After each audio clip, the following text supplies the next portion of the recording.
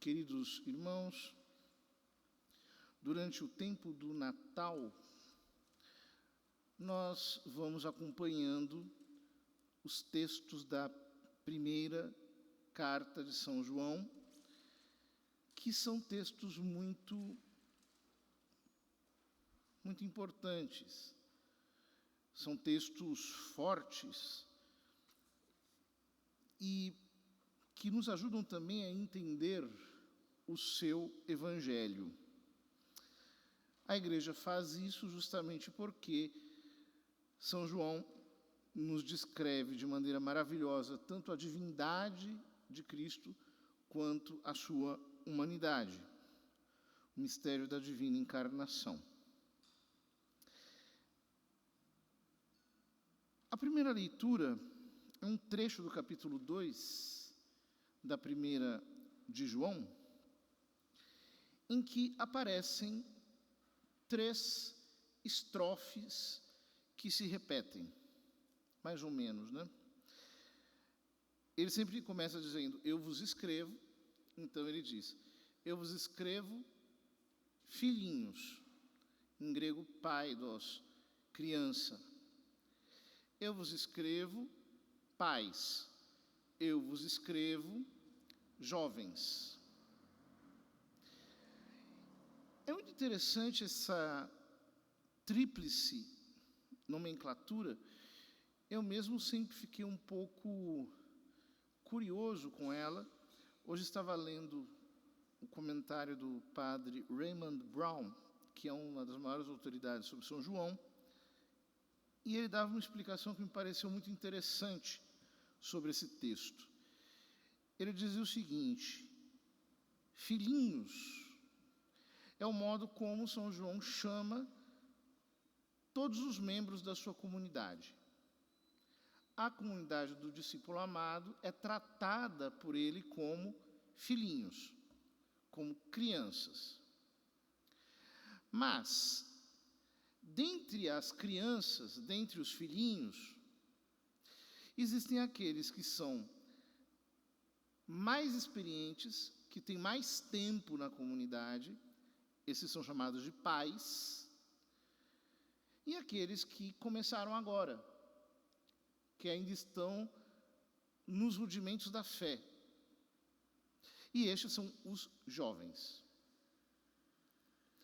Então, essa sequência, eu vos escrevo filhinhos, eu vos escrevo pais, eu vos escrevo jovens, se repete no versículo 14. Já vos escrevi filhinhos, já vos escrevi pais, já vos escrevi jovens. O texto do lecionário, como segue a Vulgata, omite a segunda menção aos pais. Mas essa segunda menção aos pais está presente nos melhores textos gregos e nos ajuda a entender que são 2 tríades, faz mais sentido. Uma composição de 5, em que apenas 2 elementos se repetem e o elemento central não se repete, fica assimétrica. Então, aqui nós temos uma composição simétrica. Eu vos escrevo, filhinhos, os vossos pecados foram perdoados por meio do seu nome. Eles foram batizados em nome de Cristo, portanto, seus pecados estão perdoados. Eu vos escrevo, pais, vós conheceis aquele que é desde o princípio. Esses já têm mais tempo na caminhada, conhecem mais a Deus. Eu vos escrevo, jovens, vós vencestes o maligno. Vencestes o maligno porque, batizados, já não pertencem mais ao maligno. De novo, já vos escrevi, filhinhos, vós conheceis o Pai.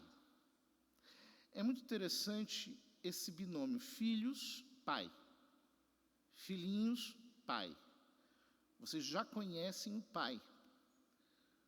Ou seja, vocês já entendem a sua identidade de filhos de Deus Pai no Cristo.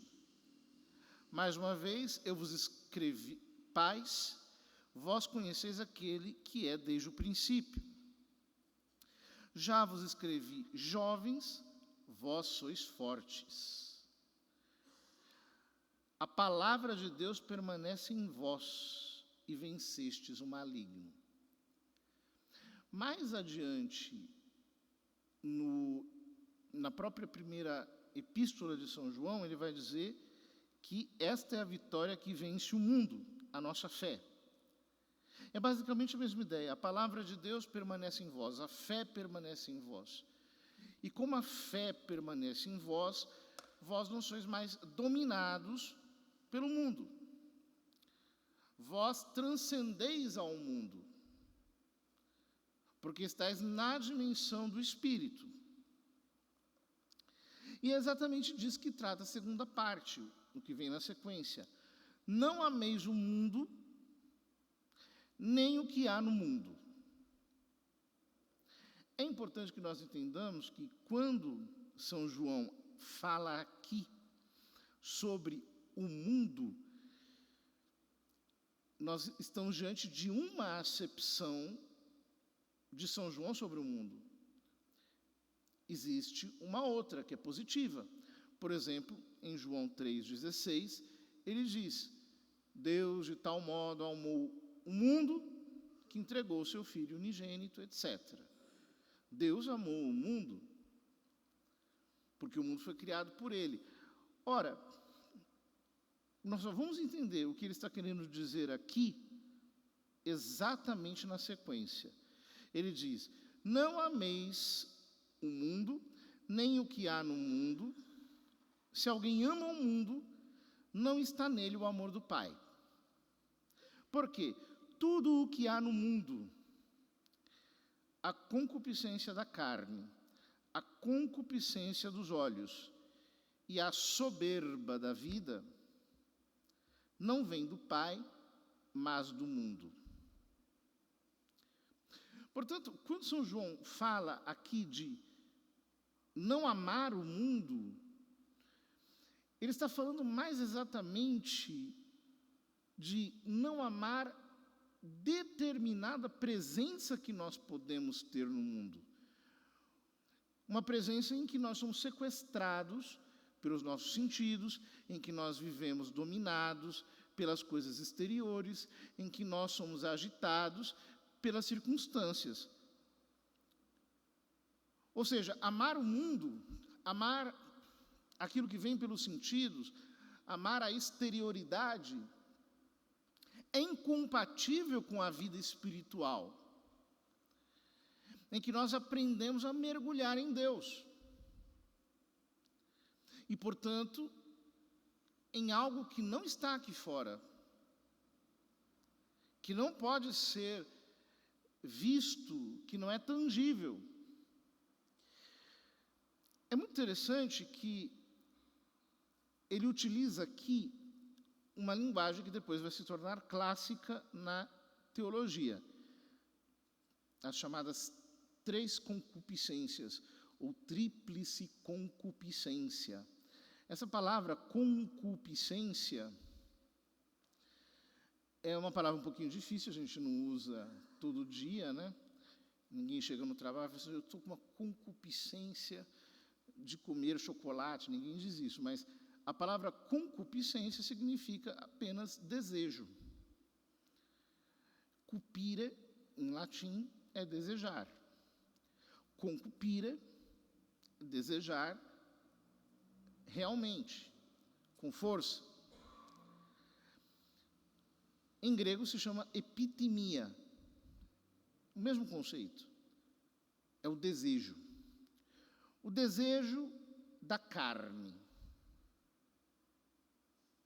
O desejo da carne, ou seja, tudo aquilo que a carne apetece, o prazer,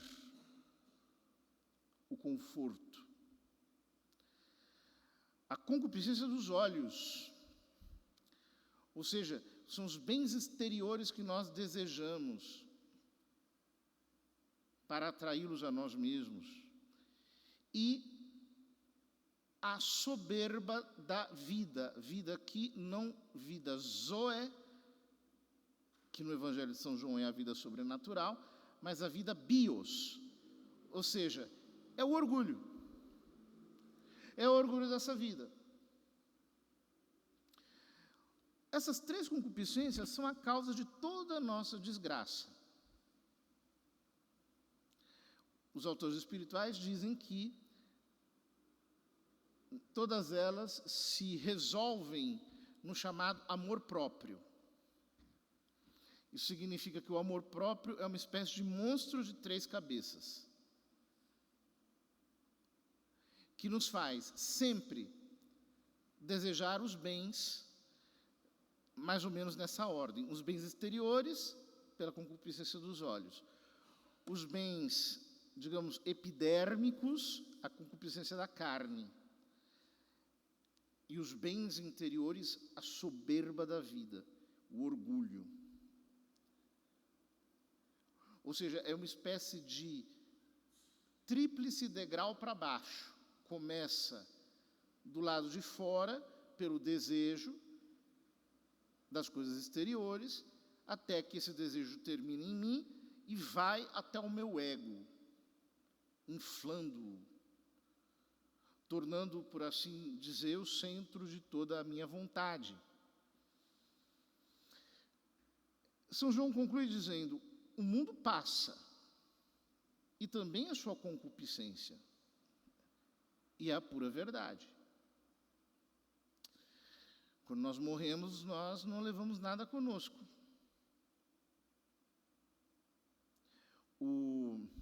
Os bens exteriores ficam aqui. Os prazeres já ficaram para trás há muito tempo, porque eles são evanescentes, eles passam.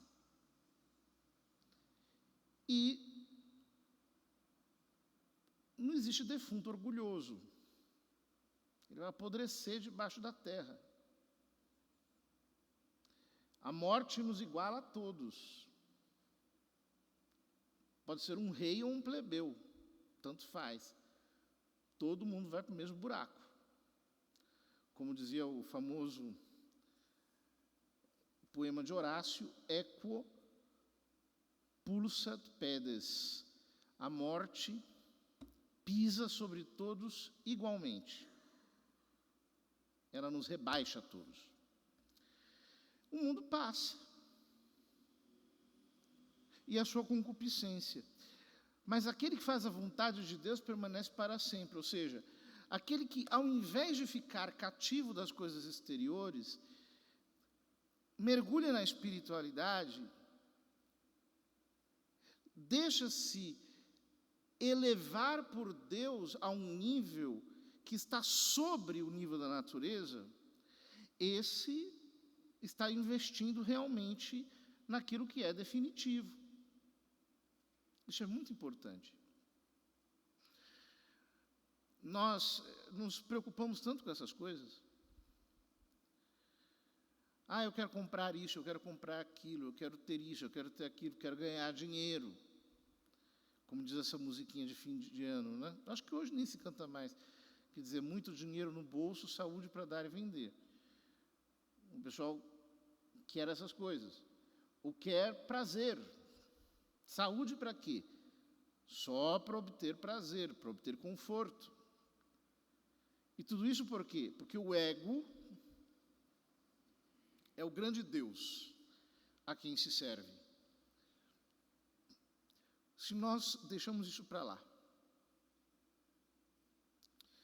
e começamos a amar Cristo de verdade,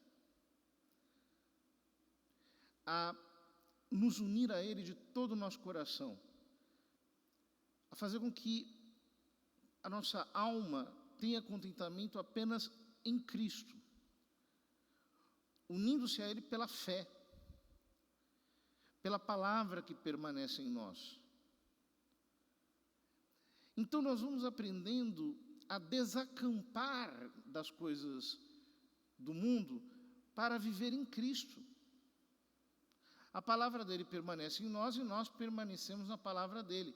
Como ele diz no Evangelho de São João, se permanecerdes em mim e as minhas palavras permanecerem em vós, conhecereis a verdade e a verdade vos libertará. Ou seja, mergulhem na fé.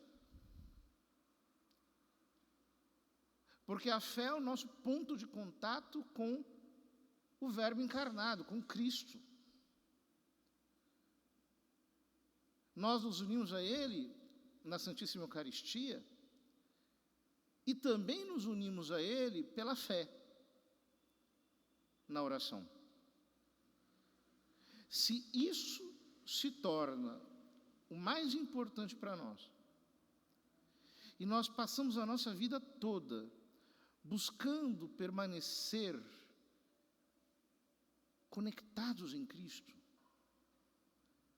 desprezando tudo aquilo que é exterior, mesmo os prazeres, mesmo a nossa própria vaidade, tudo isso, nós começamos a viver a zoe de Deus, a vida de Deus, ou seja, essa vida que não tem princípio nem fim, que é a vida eterna. Como diz Jesus na oração sacerdotal, no capítulo 17 de São João, a vida eterna é esta, que conheçam a vós, ó Pai, e a Jesus Cristo que enviaste. Que nós tenhamos essa mesma disposição. E então, queridos irmãos, nosso Senhor vai nascer no nosso coração, de verdade. O Natal produzirá a presença do Verbo encarnado em nós, o que ultrapassa toda e qualquer vontade humana, porque é fruto único e exclusivo da graça de Deus que nos leva à união com o seu Filho.